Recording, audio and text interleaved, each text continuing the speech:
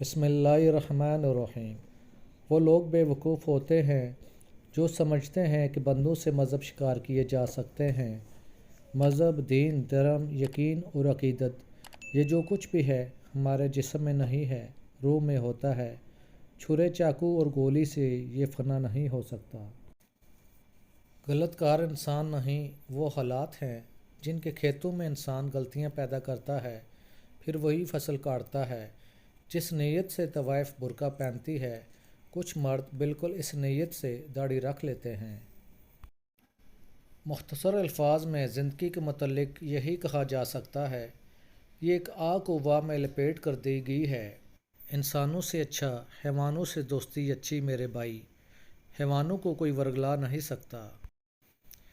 بعض لوگ ایسے بھی ہوتے ہیں جو اپنی ذات کے لیے وہ کام بھی کرتے جو شیطان بھی کرنے سے گریز کرے۔ اکثر لوگ اس چیز سے محبت کرتے ہیں جو محبت کے قابل نہیں ہوتی۔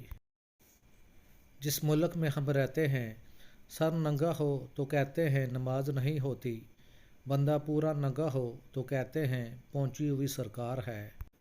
میرے جانے کے بعد میری ہر بات کو سراہا جائے گا، میرا نام لیا جائے گا، مجھے یاد کیا جائے گا، لیکن اس وقت تک بہت دیر ہو چکی ہوگی۔ میں نے محبت میں عورت سے زیادہ بے وقوف نہیں دیکھا۔ اکثر ان لوگوں کو اپنا سمجھ بیٹھتی ہے جو اپنے آپ کے بھی نہیں۔ میں نے ایسے معاشرے میں پرورش پائی ہے جس میں اپنی خواہشات کو دبانا بہت بڑا ثواب خیال کیا جاتا ہے۔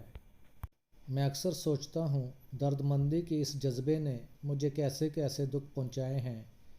جس طرح بعض بچے وقت سے پہلے پیدا ہوتے ہیں اور کمزور رہتے ہیں، اسی طرح وہ محبت بھی کمزور رہتی ہے جو وقت سے پہلے جنم لے۔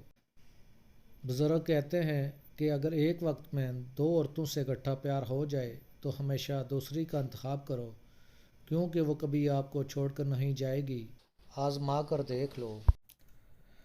اگر یہ معاشرہ کوٹھوں میں جانے والے بے غیرت اور شہوانیت سے بھرے لوگ پیدا کر سکتا ہے تو اس معاشرے میں رنڈی پیدا کرنے میں حیرانگی کیوں ہے؟ جب تک خریدار موجود رہے گا، بازار میں مال آتا رہے گا۔